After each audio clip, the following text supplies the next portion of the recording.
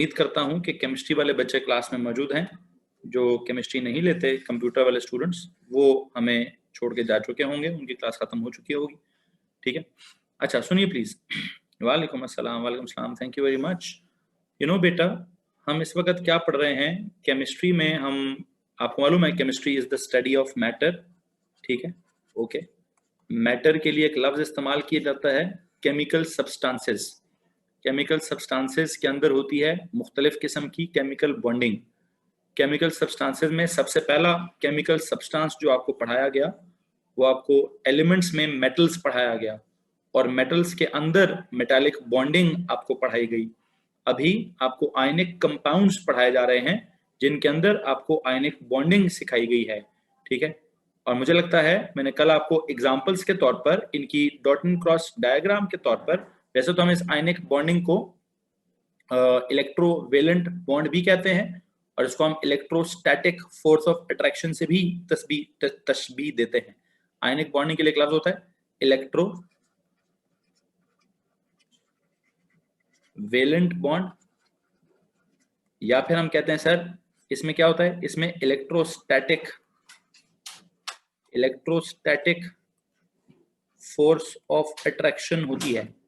Electrostatic forces of attraction होती हैं जो कि बिटवीन ऑपोजिटली चार्ज्ड आयंस होती हैं, बहरहाल मुझे लगता है आज का जो टॉपिक है, प्लीज बताइए, I think it should be properties of ionic compounds. कल के लेक्चर की आखिरी लाइन बता दीजिए।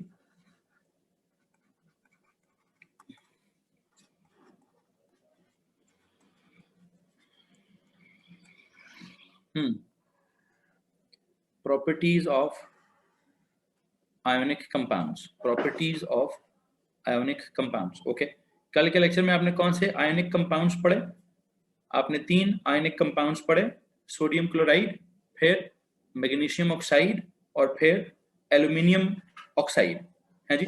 ठीक है, इनमें से ना आयोनिक कंपाउंड्स की जो 2 टिपिकल तरीन एग्जांपल्स हैं, मैं उन 2 टिपिकल एग्जांपल्स की अगर आपसे बात करूं तो आई बिलीव आयनिक कंपाउंड्स में 2 बातें। जब भी आप आयनिक कंपाउंड का लफ्ज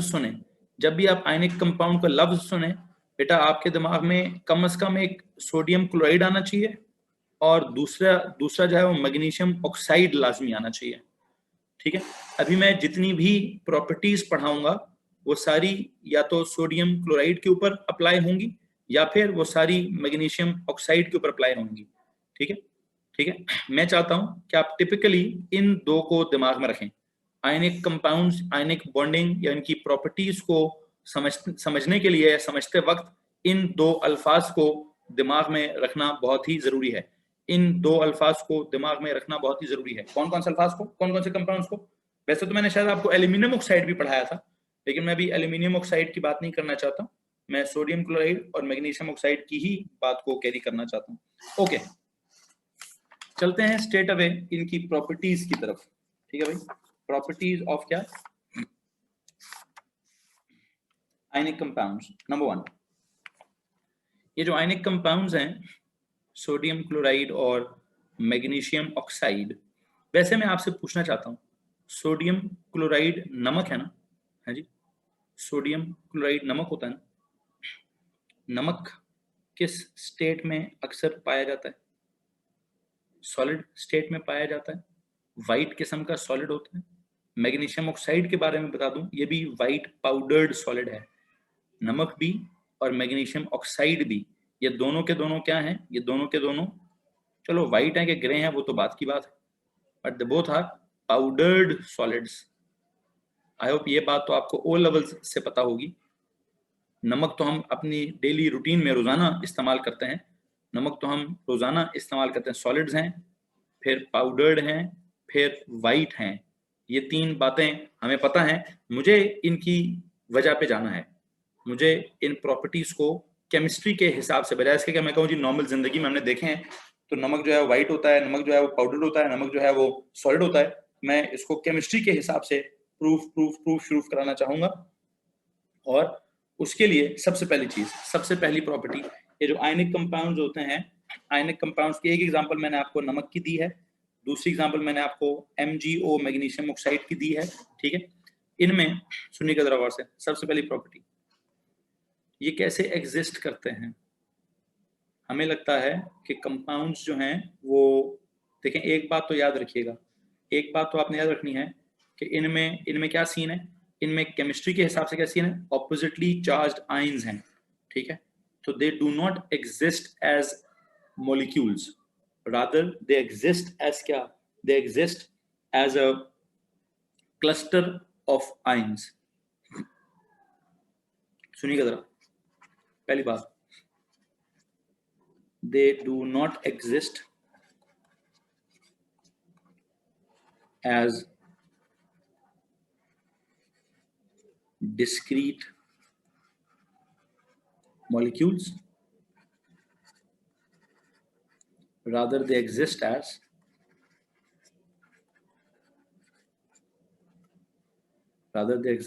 a cluster of billions of oppositely charged ions. Rather it exists as a cluster of billions of ions, cluster of ions. Rather it exists as a cluster of ions. अब ये जुमला O levels का है, मैं इसमें थोड़ी सी detail लाना चाहता हूँ, ठीक है। डिस्क्रीट मॉलिक्यूल्स का मतलब क्या होता है, डिस्क्रीट मॉलिक्यूल्स नहीं है, क्या मतलब इस बात का, डिस्क्रीट मॉलिक्यूल्स नहीं है, they do not exist as discrete, मतलब सिंपल मॉलिक्यूल्स। डिस्क्रीट का मतलब या सिंपल मॉलिक्यूल्स हैं, या फिर इसके एक और लफ्ज यूज होता है, इंडिपेंडेंट मॉलिक्यूल्स, इंडिपेंडेंट मॉलिक्यूल्स, ठीक है। डिस्क्रीट मतलब सिंपल मॉलिक्यूल्स, या यू नो एक दूसरे से जुदा जुदा मॉलिक्यूल्स, इंडिपेंडेंट मॉलिक्यूल्स, ठीक है। सिंपल मॉलिक्यूल्स, डिस्क्रीट मॉलिक्यूल्स जो एक दूसरे से जुदा होते हैं, ठीक है। ओके, तो पहला कॉन्सेप्ट तो ये हो गया सर, ये मॉलिक्यूल्स की तरह से तो नहीं, क्योंकि मॉलिक्यूल्स की तरह क्या होते हैं, मॉलिक्यूल्स की तरह होते हैं मॉलिक्यूलर सब्सटेंसेस, और वो मॉलिक्यूलर सब्सटेंसेस क्या हैं, वो कोवेलेंट सब्सटेंसेस हैं, वो मेरा अगला टॉपिक है। They do not exist as molecules, इनके मॉलिक्यूल्स नहीं होते, rather they exist as cluster of ions, as a cluster of ions. Cluster का मतलब क्या है, क्लस्टर ऑफ आयंस, कौन से आयंस, क्लस्टर मतलब जिसमें बिलियंस ऑफ आयंस होंगे, आयंस मतलब ऑपोजिटली चार्ज्ड आयंस होंगे, कौन से आयंस होंगे, ऑपोजिटली चार्ज्ड आयंस होंगे। और क्लस्टर का मतलब क्या है, क्लस्टर का मतलब है सर जी कोई cluster of ions, cluster of बहुत सारी ढेर सारी चीजें अगर मौजूद हों, बहुत सारी ढेर सारी चीजें अगर बिली, क्लस्टर का मतलब है billions of oppositely charged ions. एक सेकंड रुको जरा, क्या होगा, billions of oppositely charged ions होंगे, ठीक है, एक साथ में मौजूद होंगे, बिल्कुल एक साथ में मौजूद होंगे, billions of oppositely charged ions held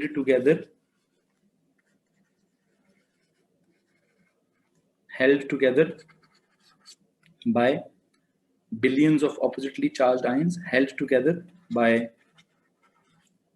strong forces, held together by strong electrostat, strong ionic bonds, held together by strong ionic bonds, that is electrostatic, held together by strong electrostatic forces, ये लिखो, held together by strong electrostatic forces, held together by strong electrostatic forces. There will be billions of oppositely charged ions held together by strong electrostatic forces, that is ionic bonds, ठीक है, जिनको हम ionic bonds कहते हैं, ठीक है। अच्छा, billions of oppositely charged ions will be held together by strong electrostatic forces, that is ionic bonds, that are known as ionic bonds, ठीक है, regularly arranged होंगे, ठीक है। इसमें oppositely charged ions क्या होंगे, billions of oppositely charged ions are held together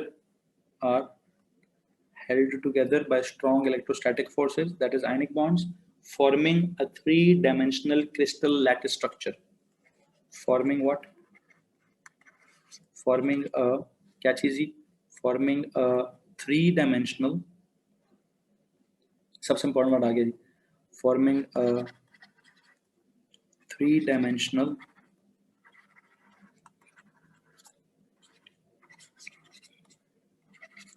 crystal lattice, forming a three-dimensional ionic crystal lattice,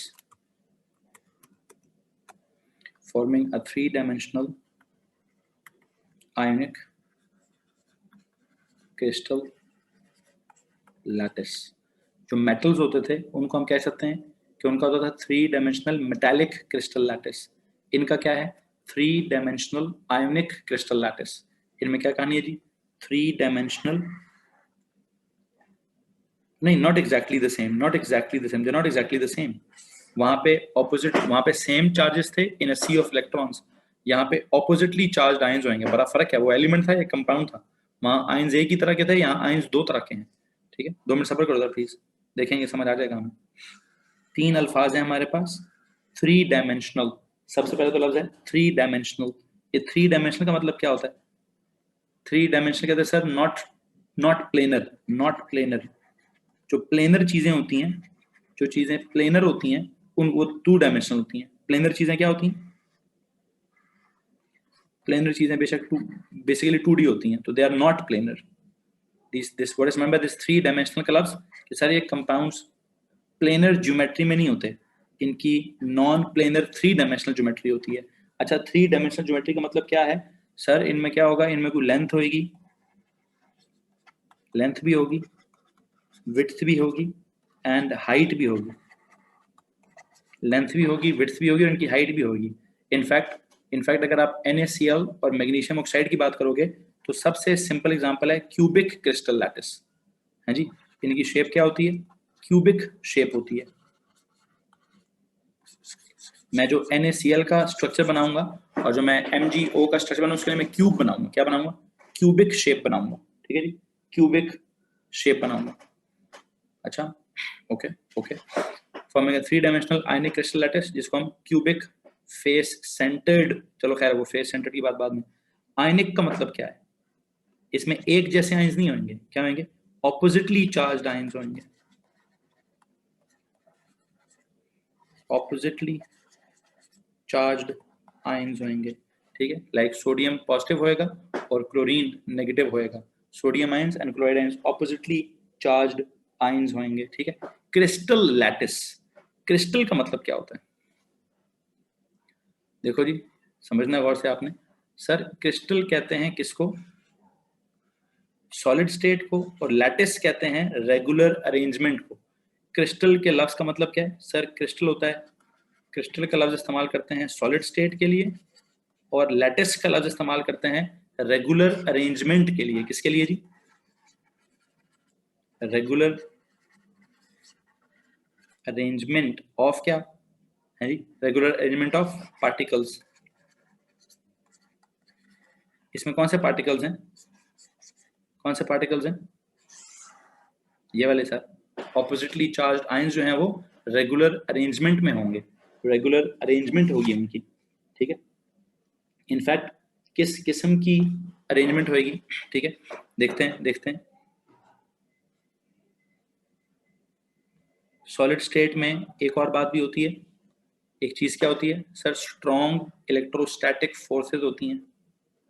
strong, जब भी कोई स्ट्रॉन्ग इलेक्ट्रोस्टैटिक फोर्सेस हों, जब भी कोई स्ट्रॉन्ग इलेक्ट्रोस्टैटिक फोर्सेस हों या आयनिक बॉन्ड्स हों, हम उसको क्या कहते हैं? क्रिस्टल का मतलब सॉलिड स्टेट एक मतलब, दूसरा मतलब स्ट्रॉन्ग फोर्सेस बिटवीन क्या? Between particles. जब भी स्ट्रॉन्ग फोर्सेस होंगी बिटवीन द पार्टिकल्स, ठीक है, उसको हम तब पार्टिकल्स सॉलिड स्टेट में होते हैं. रेगुलर अरेंजमेंट ऑफ पार्टिकल्स, क्या रेगुलर अरेंजमेंट होगी?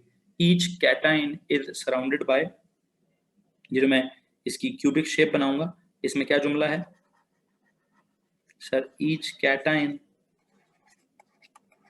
देखें, अगर मेरे को एक कैटायन, अगर मेरे को एक कोई भी, चलो एक ऑब्जेक्ट है ये, इसकी कितनी साइड है, इसकी कितनी साइड है सर? एक इसके राइट साइड पे एनायन आ जाएगा, एक इसके लेफ्ट साइड पे एनायन आ जाएगा, एक इसके सामने एनायन आ जाएगा, एक इसके पीछे एनायन आ जाएगा, एक इसके ऊपर एनायन आ जाएगा, और एक इसके नीचे एनायन आ जाएगा। ठीक, तो रेगुलर अरेंजमेंट ऑफ पार्टिकल्स में क्या रेगुलर अरेंजमेंट होगा? क्या रेगुलर अरेंजमेंट होगी sir? Each cation will be surrounded by 6 anions and vice versa.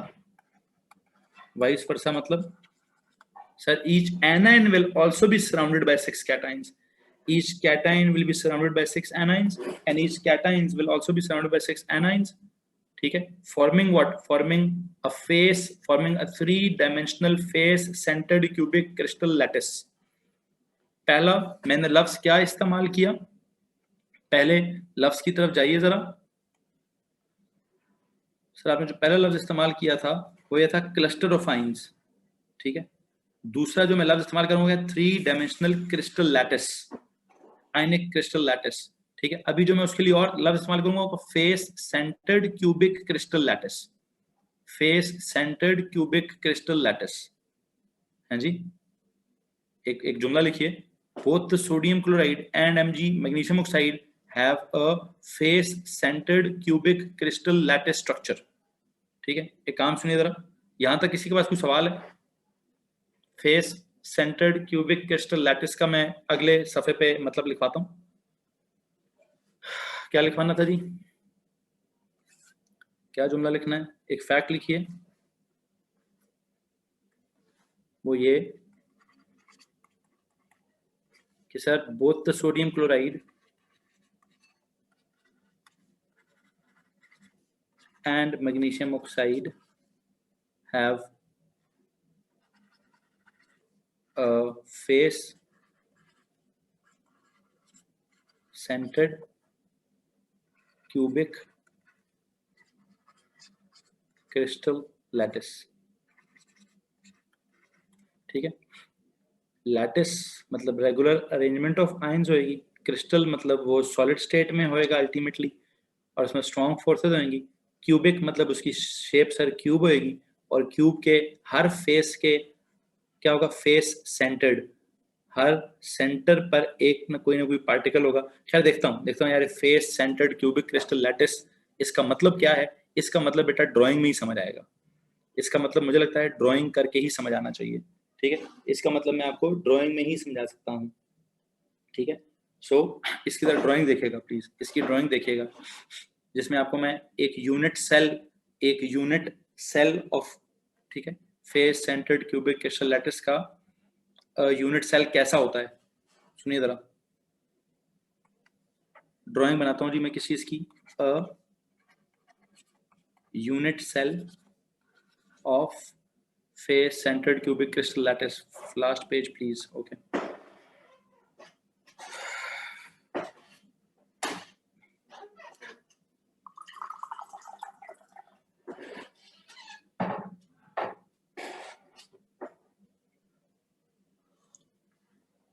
Fatima बेटा जब लिख लो तो जल्दी से बता देना। अभी तक हम पहली प्रॉपर्टी पढ़ रहे हैं।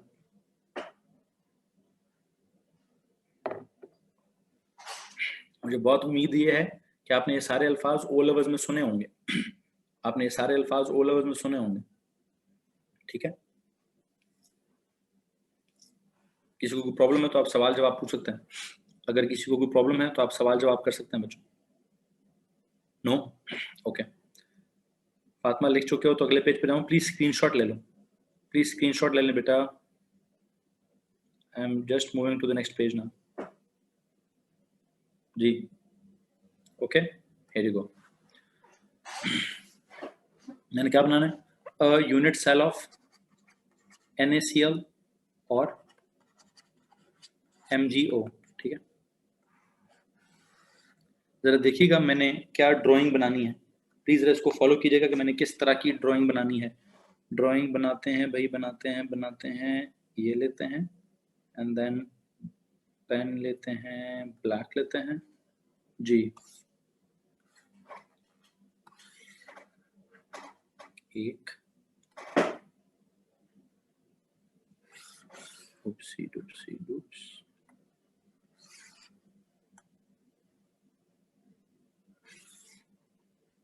दो,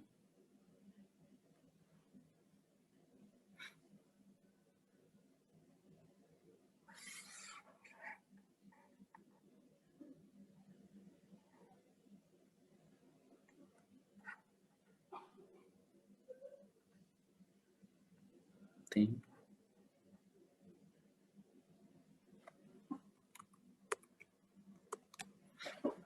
एक सेकंड रुकिए प्लीज। इधर पहले एक क्यूब बनाइए।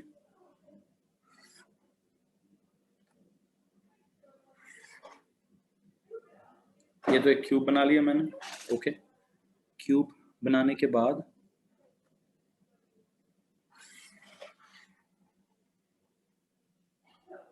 यहाँ पे मैंने एक और इसके बीच में रख दिया ये। नो, ठीक है जी। ओके, क्यूब के बीच में एक लेयर लगा दी, एक और लेयर लगा दी।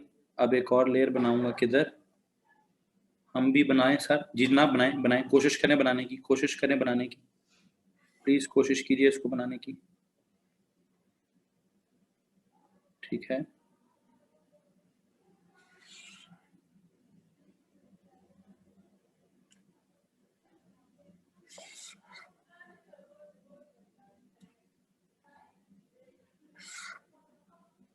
हॉरिजॉन्टली भी 3 लेयर्स हो गई, हॉरिजॉन्टली भी 3 लेयर्स हो गई।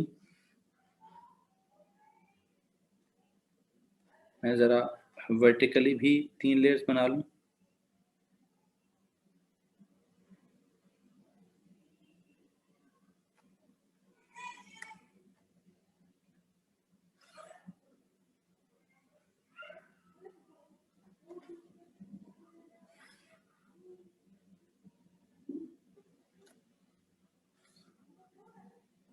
हाँ जी, मैंने इस क्यूब में हर तरफ से हर तरह से क्या बनाया है, 3 लेयर्स बनाई है। Vertically 3 layers, horizontally 3 layers, side wise 3 layers बनाई हैं।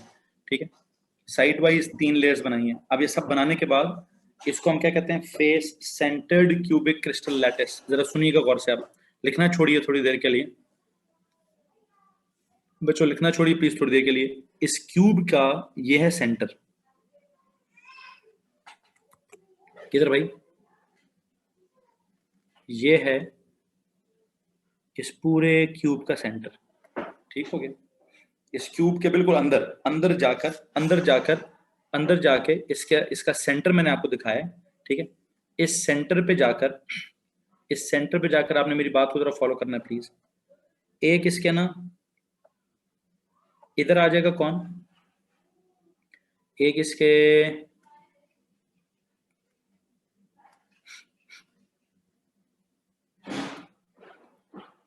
राइट साइड पर यहां आ जाएगा।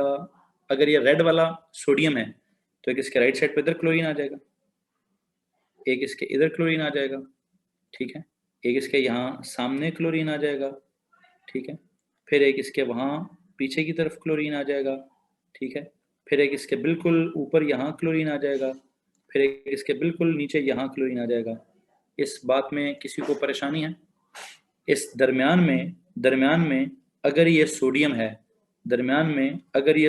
तो can you please tell me, एक इसके इस तरफ ये क्लोरीन है, एक इसके इस तरफ ये क्लोरीन है, एक इसके ऊपर की तरफ ये क्लोरीन है, एक इसके नीचे की तरफ ये क्लोरीन है, एक इसके बैक साइड पे ये क्लोरीन है, एक इसके फ्रंट साइड पे ये क्लोरीन है। जी तो भाई कोई 3 डायमेंशनल ड्राइंग समझ आ रही, कोई 3 डायमेंशनल सी ड्राइंग समझ आ रही? सर ये नहीं बनता, चलो ना बनाओ, तस्वीर खींच लो, तस्वीर खींच। बल्कि मैं एक काम करूंगा, मैं ना आपको इसकी इसकी एक जो तस्वीर भेज दूंगा, उसको प्रिंट करके नोट्स पे चिपका देना, प्रिंट करके नोट्स पे चिपका देना। ठीक है, ठीक है। सर बाबर, आप मुझे सुन रहे हैं? एक सेकंड रुकिए। बाबर,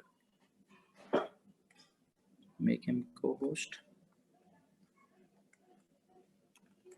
जी सर बाबर, अगर आप मुझे सुन रहे हैं तो प्लीज मैसेज कीजिए। अच्छा जी, सुनिए प्लीज। जी तो बच्चों प्लीज बताइए, क्या इसमें किसी को परेशानी है कि सर जी ये आपके पास क्या था यहाँ पे, सर ये 2 स्क्वायर में नहीं बन सकता। वो तो 2 स्क्वायर में फिर वो 3 डायमेंशनल नहीं होता। 2 स्क्वायर में ओ लेवल्स में बनाते थे। 2 स्क्वायर बनाकर जो सादा सा क्यूब होता था वो ओ लेवल्स में होता था। This is not O levels. What is it sir जी? This is A levels. तो ए लेवल्स का खाता क्या है? ए लेवल्स का खाता आपके सामने है। थोड़ा सा काम आपके लिए मुश्किल हो रहा है, ठीक है, थोड़ा सा काम आपके लिए मुश्किल हो रहा है, ठीक है। मुझे उम्मीद है इतना बड़ा रॉकेट साइंस नहीं। Sir will he ask us to draw this? No, I don't think so. I don't think so. आपसे ड्राइंग नहीं पूछी जाएगी, आपसे ये नहीं कहा जाएगा कि ड्रॉ करें। हाँ, आपसे क्या कहा जाएगा? आपसे ये शायद जरूर कहा जाए कि जी समझें इसको, समझें इसको, बताएं कौन क्या है कौन क्या नहीं है। बल्कि एक चीज, होल्ड ऑन, इतनी ड्राइंग बनी होगी, इतनी ड्राइंग बनी होगी, यहां से आगे की ड्राइंग आपसे बनवाएगा वो। यहां से आगे की ड्राइंग क्या है? यहां से आगे की ड्राइंग है, सर अगर ये रेड है तो इसके बिल्कुल इधर क्या होगा, मतलब अगर ये ब्लू है तो उसके इधर रेड होगा। इसके इधर भी क्या होगा सर? इसके इधर भी रेड होगा, ठीक है। सर इस वाले ब्लू के नीचे ये क्या होगा? ये भी रेड होगा भाई, ठीक है। इसके इधर क्या होगा? सर ये भी रेड होगा, ठीक है। इसके वो उधर पीछे क्या होगा? सर वहां पे भी रेड होगा, ठीक है। इसके ऊपर क्या होगा? सर इधर भी रेड होगा, ठीक है। इधर क्या होगा? सर इधर भी एक रेड वाला होगा, ठीक है। अच्छा, इसके नीचे क्या होगा? सर इधर भी एक रेड वाला होगा। जी भाई, ऐसे हो सकता है? ये समझ आ रहा है? हर ब्लू के लेफ्ट पे, राइट पे, आगे पीछे, इस ब्लू के ऊपर और नीचे, फिर इस ब्लू के ऊपर नीचे, इस ब्लू के आगे पीछे, इस वाले के। So you know, I hope आपको समझ आ रहा है। इसी तरह इस ब्लू के, ये वाला ब्लू है, इसके इधर क्या होगा? सर इसके इधर भी रेड होगा। अच्छा, इसके इधर क्या होगा? सर जी ये यहाँ पे भी रेड होगा, ठीक है। सर ये इस वाले ब्लू के उस तरफ क्या होगा? वो भी रेड होगा सर। थोड़ा सा छोटा करें उसको, ये लीजिए जनाब, ठीक है। सो हर किसी के हर तरफ रेड रेड होंगे। अच्छा, अब अगली अगली बात, जरा मैं उसको ब्लू करता हूँ। इसके इस रेड के इधर क्या होगा? सर यहाँ पे ब्लू होगा, यहाँ पे भी ब्लू होगा, ठीक है। सर यहाँ पे भी ब्लू होगा, ठीक। फिर इसके इधर, सर इधर भी ब्लू होगा। फिर ये लेयर पूरी है, ये लेयर पूरी है। अच्छा एक सेकेंड, सर इसके इधर ब्लू होगा, फिर इधर ब्लू होगा। अच्छा वैसे इधर ऊपर क्या होना चाहिए? इधर ऊपर रेड होना चाहिए, सर ये रेड होगा, ठीक हो गया। फिर इसका साइज बहुत बड़ा हो गया,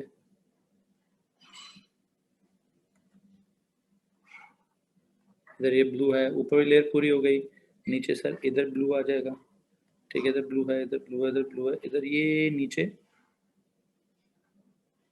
जी ये ब्लू होएगा, ठीक है।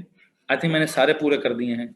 ये लेयर, ये लेयर, ये लेयर, फिर ये वाली लेयर, वो वाली लेयर, फिर ऊपर वाली लेयर जी। I think all these are complete. Sir ये घिचमिच है। ये क्या घिचमिच है पुत्र? ये घिचमिच नहीं है, इसको कहते हैं face centred cubic crystal lattice. क्या बोलते हैं भैया? इसको बोलते हैं face centred cubic crystal lattice. और इसमें आपने समझना क्या है? आपने समझना ये है जी, आपने समझना क्या है? सर ये black lines are forces of attraction. Yes exactly, yes exactly. इसमें अगर आप की क्या देते हैं, की ये है, सुनो, की क्या है? वो ये कि सर जी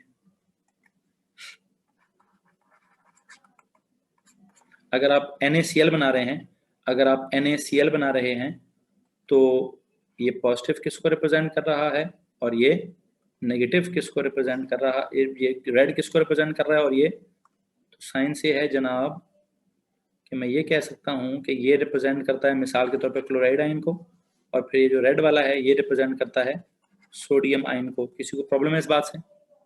किसी को प्रॉब्लम है इस बात से? या फिर और व्हाट? और ये कि सर सोडियम वाला, ये वाला इसको ये कहते हैं मैग्नीशियम आयन को रिप्रेजेंट कर रहा है, और जो ब्लू वाला है वो ऑक्साइड आयन को रिप्रेजेंट कर रहा है। तो किसी को मसला है? जी अच्छा, एक काम करते हैं, एक काम करता हूँ भाई, इसका ना जरा आसान वर्जन ड्रॉ करने की कोशिश करता हूँ। इसका आसान वाला वर्जन जो आपको ड्रॉ करना आना चाहिए वो आपसे ड्रॉ करवाता हूँ। ये आपने क्या बनाया? ये आपने बनाया यूनिट सेल, ऑफ NaCl और मैग्नीशियम ऑक्साइड, उनका जो face centred cubic crystal lattice लफ्ज क्या था? देखो भाई, पिछले पेज पे तो आपने कहा कि सर आयनिक कंपाउंड्स का क्या होता है, उनका एक क्लस्टर ऑफ आयन्स होता है। फिर मैंने कहा उनकी उनकी ना 3 डायमेंशनल आयनिक क्रिस्टल लैटिस बनती है, ठीक है। फिर जब उनकी 3 डायमेंशनल आयनिक क्रिस्टल लैटिस मैंने बनाई, तो अब मैं अगला अगला कॉन्सेप्ट आपको क्या कह रहा हूं, अगला कॉन्सेप्ट ये है सर कि उनकी शेप क्या होती है, face centred cubic crystal lattice. क्या बोलते हैं उसको? Face centred cubic crystal lattice बोलते हैं। और face centred cubic crystal lattice क्या होती है, आप इसमें देख सकते हैं कि हर कैटाइन के इर्द गिर्द एनाइंस हैं, हर एनाइन के इर्द गिर्द कैटाइंस हैं। और ये असल में क्या बना है, फेस सेंटर्ड, हर फेस के सेंटर पर एक आयन है। इनफैक्ट पूरे क्यूब के सेंटर पर भी एक आयन है, हर फेस के सेंटर पर भी एक आयन है। देखिए कैसे, थोड़ा सा मैं भी कुछ लिखूंगा तो आप फिर कहेंगे सर मजीद घिचमिच हो गया है। ये कौन है, ये कौन है? ये लेफ्ट के ऊपर जो फेस है उसका सेंटर है। अच्छा ये कौन है सर? ये जो बॉटम का फेस है उसका सेंटर है। ये बिल्कुल सर राइट का जो फेस है उसका सेंटर है। ये बैक का जो फेस है उसका सेंटर है। फिर ये जो फ्रंट का फेस है सर, ये वाला फ्रंट का फेस है उसका सेंटर है, ठीक है। फिर सर ये टॉप का फेस है उसका सेंटर है। हर फेस के सेंटर पर एक आयन मौजूद है। इनफैक्ट पूरे पूरे के सर ये जो पूरा आपका क्या शेप है, ये पूरा जो क्यूब है सर, पूरे क्यूब के सेंटर पर भी एक आयन है, पूरे क्यूब के सेंटर पर भी एक आयन है। फिर हर कॉर्नर पर भी एक आयन है, हर फेस के सेंटर पर भी एक आयन है, हर कॉर्नर ऑफ द क्यूब पे भी एक आयन है, इस पूरी क्यूब के सेंटर पे भी एक आयन है। एक ऑप्शन, एक कहानी है कि हर कैटाइन के इर्द गिर्द एनाइंस हैं और हर एनाइन के इर्द गिर्द कैटाइंस हैं। ये मैंने क्या बनाया, ये बच्चों मैंने क्या बनाया है, इसको आप बोलते हैं sir this is unit cell of NaCl। अगर ये यूनिट सेल है, ओके। अगर आपसे ये नहीं बनती तो कोई मसला नहीं है। फिर क्या बनना चाहिए, फिर आपको क्या बनाना चाहिए, आपको एटलीस्ट फिर ये बनाने आनी चाहिए, अ व्हाट यूनिट सेल की अ simple layer, a simple layer of NaCl। अगर आप इसका फ्रंट व्यू देखते हैं, अगर आप इसका फ्रंट फेस देखते हैं, तो कम से कम आपको वो तो फिर बनाना आना चाहिए, ठीक है। फ्रंट फेस पे क्या होगा, फ्रंट फेस में होगा सर जी के ना, इसमें 1 2 3 1 2 3। ये छोटे बड़े थोड़े हो गए हैं, इसके लिए परेशान नहीं होना। फिर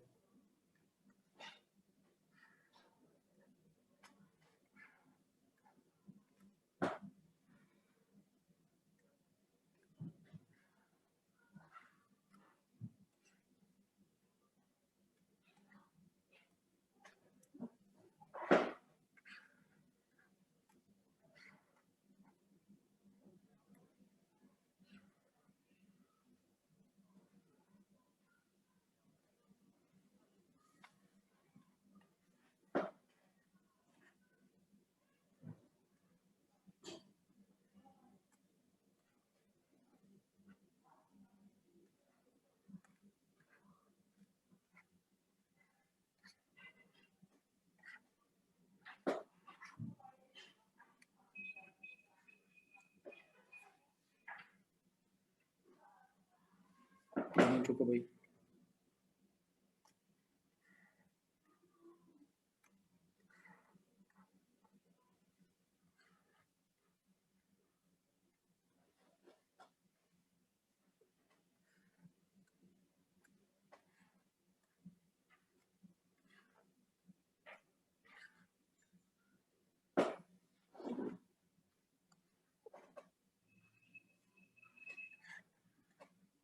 जी sir in reality unit cell has more boxes than you have drawn, right? नहीं, यूनिट सेल तो मैंने बिल्कुल एग्जैक्ट बनाया है, ठीक है। यूनिट सेल तो मैंने बिल्कुल एग्जैक्ट बनाया है, ठीक है। ये जो है, ये भी आपको यहाँ पे क्या दिख रहा है बेटा, यहाँ पे आपको एक क्या दिख रही है जी, ये अब इसमें छोटे मोटे अंडे बन गए हैं, ठीक है, परेशान ना होइएगा। आई डोंट नो, इतनी पैडी ड्राइंग को भी देख के एक बच्चा कहता है सर आपको तो आर्टिस्ट होना चाहिए था। ठीक है भाई, सारे सर्कल छोटे बड़े हो गए, लेकिन खैर बहरहाल जो भी है, सर्कल जो छोटे बड़े हुए हैं, ठीक है, इनमें कहानी क्या है? कहानी ये है कि जी अगर आप इसका फ्रंट फेस देखेंगे तो आपको कोई भी लेयर, अगर आप इसकी फ्रंट लेयर देखेंगे तो आपको ऐसे दिखेगी। ठीक है, लेकिन अब मुसीबत ये है, एक सेकेंड, एक बार, ये तो बहुत ही बड़ा हो गया, इसको थोड़ा छोटा करते हैं। हाँ जी मोहम्मद साहब, मुर्गी का मैंने नाम बता दिया ना तो फिर आप नाराज हो जाएंगे। ठीक है, ठीक है, don't be like me sir जी, I make circles like this, okay. चलो जल्दी जल्दी में बनाए भाई, जल्दी जल्दी में बनाए, जल्दी जल्दी में बनाए। ये भी थोड़ा बड़ा है, चलो एक सेकंड को, दो तीन जो थोड़े बड़े हैं उनको थोड़ा ठीक करते हैं ताकि ड्राइंग से आप सहमत हो जाएं। एक तो आप ना सर बेचारे को जज बहुत करते हैं जी, छोटी सी ड्राइंग ऊपर नीचे हो गई है और आपने मेरे अंदर के आर्टिस्ट को बुरा भला कहना स्टार्ट कर दिए।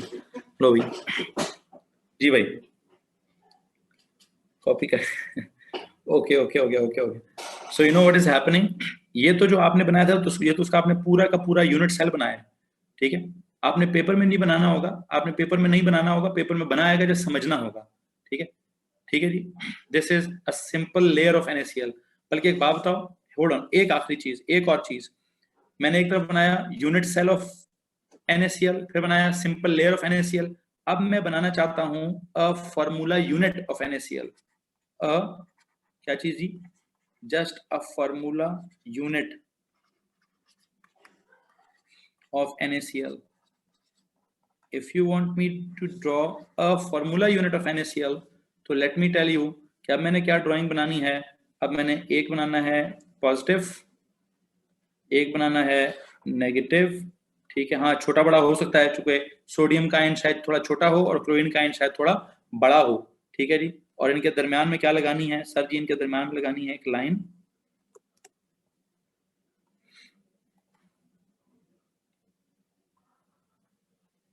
ये लीजिए, what is this? This is the formula unit of, this is, yes exactly, in reality, right?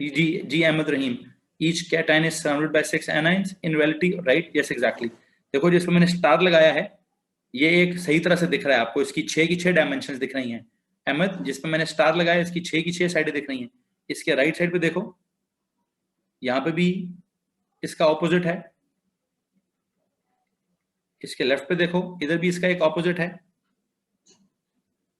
इसके ऊपर देखो वो भी इसका एक ऑपोजिट है, इसके नीचे देखो इधर भी इसका एक ऑपोजिट है, इसका भी।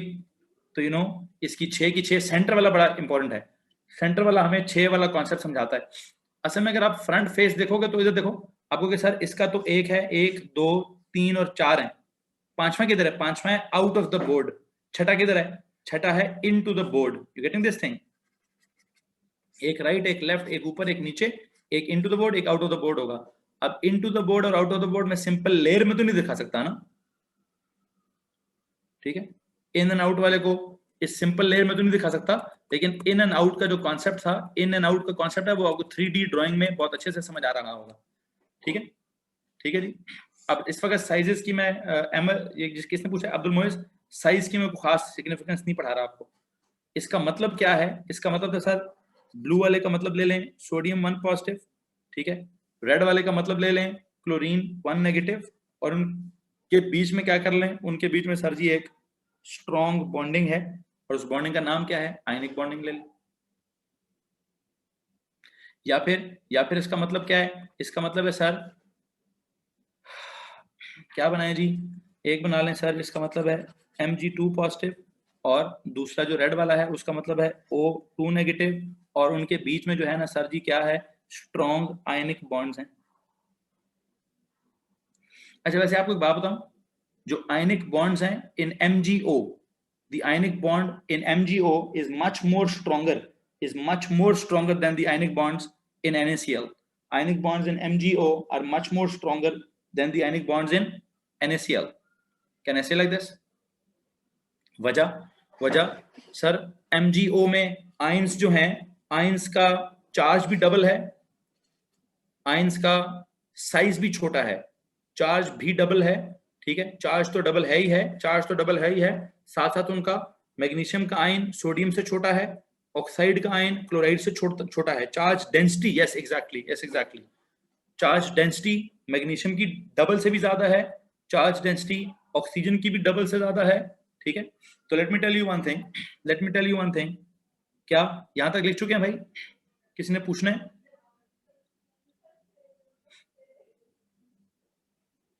यहां तक किसी के पास कोई सवाल है? कहना है कि जनाब एक फैक्ट के तौर पर क्या क्या लिखना है मैंने फैक्ट के तौर पर? वो ये कि sir ionic bonds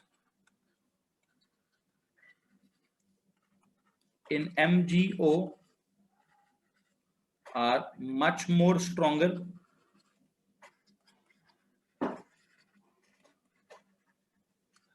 than the ionic bonds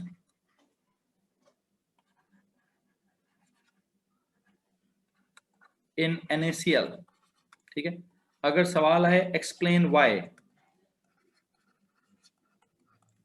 तो जी तो भाई बताइए प्लीज। जी जनाब, क्या एक्सप्लेनेशन देंगे आप इसकी? क्या एक्सप्लेनेशन होगी इसकी? पहली explanation, the charge on the ions in MgO is greater than the charge on the ions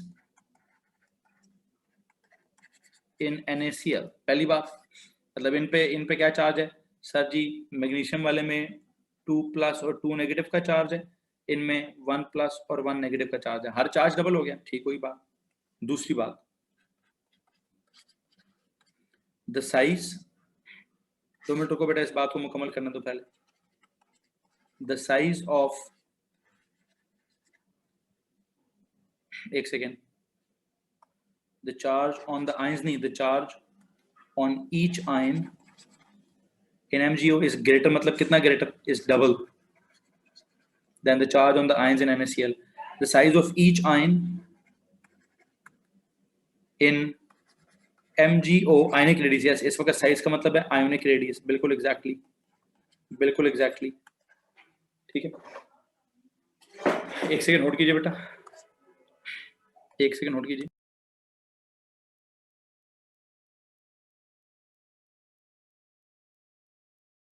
का किया, दूसरा जिक्र मैं साइज का कर रहा हूं। The size of each ion in MgO is smaller than the size of the ions in NaCl। I hope आपने पढ़ा होगा कि जब हम ग्रुप में आगे जाते हैं तो मैग्नीशियम का आयन छोटा है सोडियम से, ठीक है, और ऑक्साइड का आयन भी ऑक्साइड का आयन छोटा है, यस, ऑक्साइड का आयन छोटा है क्लोराइड से, ठीक है, ऑक्साइड का आयन छोटा है क्लोराइड से, ठीक हो गया। अच्छा, कैसे ऑक्साइड का आयन कैसे छोटा है सर? ऑक्साइड में शेल्स ही 2 हैं, क्लोराइड में 3 शेल्स होते हैं। ऑक्साइड में 2 शेल्स हैं और क्लोराइड में 3 शेल्स हैं। अच्छा, इन दोनों से ज्यादा इंपॉर्टेंट बात क्या है? जो आप पेपर में अगर 1 नंबर का सवाल आया क्या लिखेंगे? द चार्ज डेंसिटी, क्या लफ्ज? The charge density of ions in MgO is greater than what? Is greater than the charge density of ions in NaCl। ठीक हो गया। एक तो MgO वालों का चार्ज भी ज्यादा है और MgO वालों का साइज भी छोटा है, जिस वजह से MgO वालों की चार्ज डेंसिटी क्या है? चार्ज डेंसिटी ज्यादा है जी।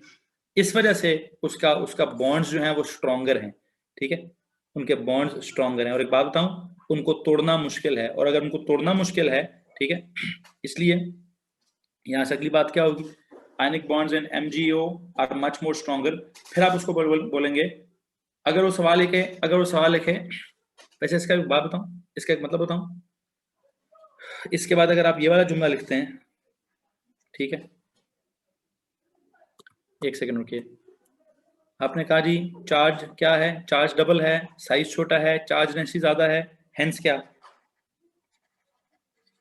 hence the force of attraction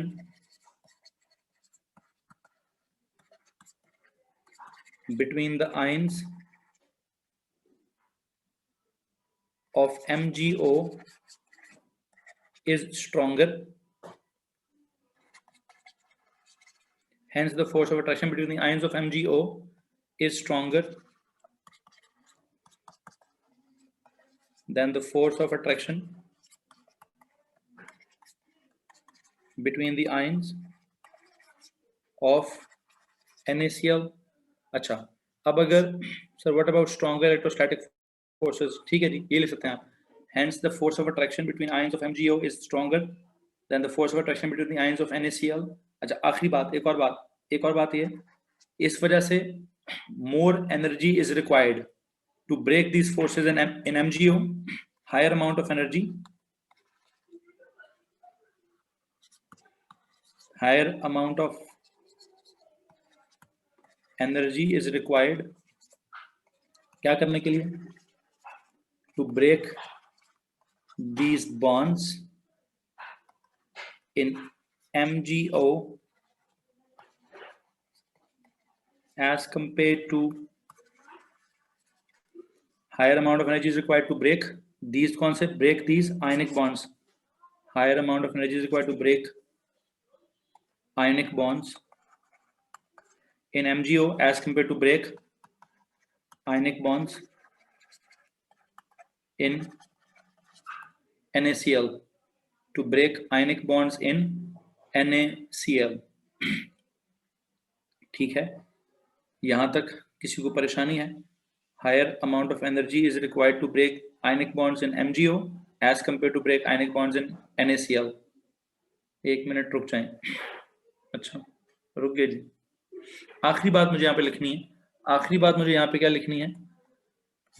वो ये कि मेल्टिंग पॉइंट, हेंस क्या?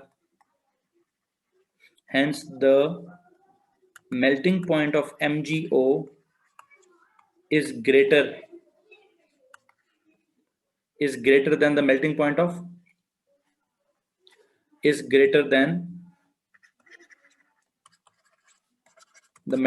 of NaCl.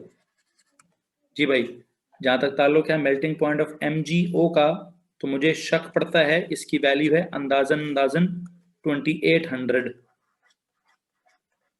Degree Celsius.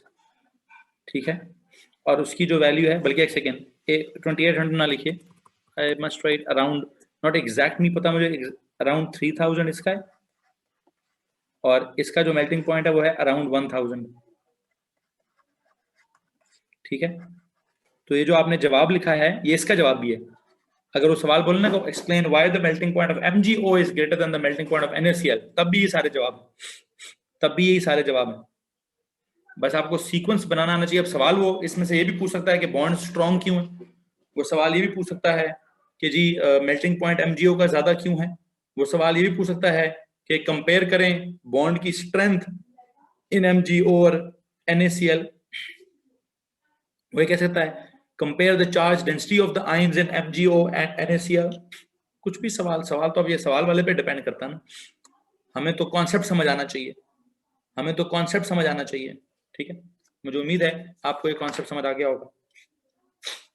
जी, कोई सवाल है आप लोगों में से किसी के पास? ओ लेवल्स में भी कहीं ना कहीं पढ़ा है, लेकिन ओ लेवल्स के अल्फाज पे हम इतना ज्यादा ध्यान नहीं देते. हादिया, आपने कहा in a unit cell the anion on side is not surrounded by 6 cations. बेटा देखो, आपने जो ड्राइंग बनाई है यूनिट सेल वाली, ठीक है, वो तो आपने जस्ट एक यूनिट सेल बनाया ना, एक. अब सिर्फ इतना नहीं होता बेटा, ये 3 डायमेंशनली क्रिस्टल ग्रो करता रहता है. आप किस एनाइन की बात कर रहे हो? चलो मुझे बता दो, आप इस एनाइन की बात कर रहे हो, इसकी बात कर रहे हो बेटा? सपोज इसकी बात कर लेते हैं. ठीक है, ओके. आप मुझे बताएं इसके राइट पे क्या है? ये कैटाइन है कि नहीं? इसके उधर क्या है? ये एक कैटाइन है, ये एक कैटाइन है, ये एक कैटाइन है, ये कैटाइन. कितने हो गए? इसकी साइडों पर कितने हो गए?